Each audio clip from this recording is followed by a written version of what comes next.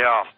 No, but it's fundamentally, Alex, a question of human nature, you know, and this is the big test. Can we address that in the last couple of minutes after the break? Yes, we'll do that and then get Bob Chapman's take on a host of issues straight ahead.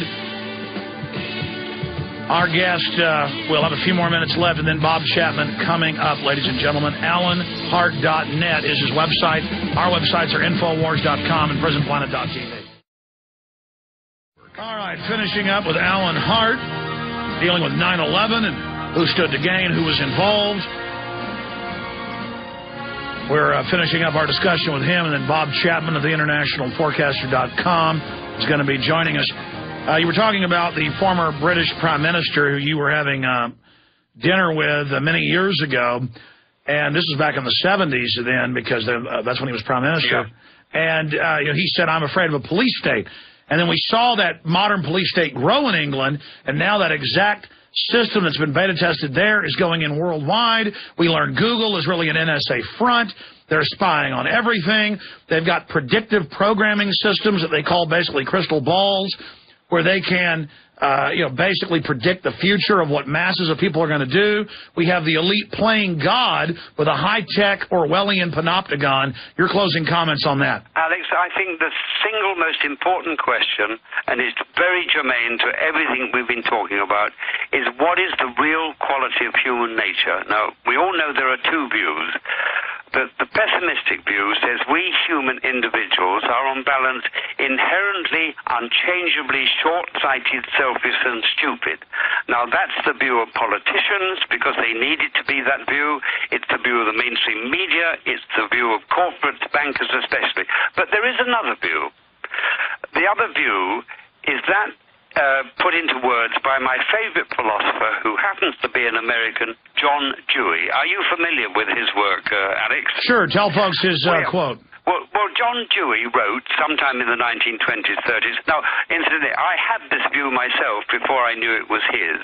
He said, we must unlearn what we have been taught about the unchangeability of human nature. In other words, Alex, what he was saying is, we have been conditioned to be short-sighted, selfish and stupid. It follows that we could be reconditioned by education to be something else. That's my point, and I believe that's the key to everything. And we are educating and informing here today. Well, it's also, who do you build up as an idol? Inventors, trailblazers, scientists, people who make self-sacrifice, or movie stars, Lindsay Lohan, what's the new drug she's on? So they've taken the weaker elements of humanity and focused on it in a feedback loop by design in their own documents to debase society. The Romans 2,000 years ago were doing this, and as they got more decadent, the more games, the more bread and circus, the more dehumanization. So, I mean, you read Edward Bernays, you read Joseph Goebbels, this is stuff 50, 60, 70 years ago, and you can see it all in play today. But that development of where I'll be reading a British psychological war manual from the 60s, declassified in the 90s, and I would have already thought everything in there about human nature and how they manipulate us. I've already seen the programming, reverse engineered it, and then to read them laying out how they do it, and all the different layers of like an art form of different types of propaganda and brainwashing, all integrated in together. It is devastating the average person who was never brought up to even be on the lookout for this. But the good news is it was 5% that established our republic. It was less than 5% that got the Magna Carta in England. It's always been a highly motivated group of people that have great movements for good and small groups that have great movements for bad. So we know that if we who are awake and informed and truly care do not stop and take action, history will be ours. Or we can turn it over to the control freaks who want to turn us into a bunch of mindless animals so we can be more easily managed. And to me, that is a great crime against humanity, because I'm a fan of man. I'm a fan of our society. I'm a fan of where we can go. I realize life is but a flash, but the species can go on forever. And I'm in love with humanity and the great beauty it creates. And so I hate the desecration of our species, the vandalism of humanity by the controlling oligarchy, and it is my sworn duty to resist them. And I really appreciate you joining us, Mr. Hart. Alex, can I give you a one-sentence wrap-up? Sure. I think modern life is a dehumanizing process, and to echo what you've just said, I think the name of the game is that we have got to claim back our humanity.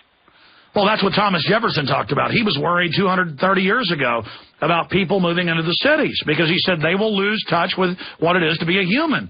And again, we've now seen that. I see it with my own children.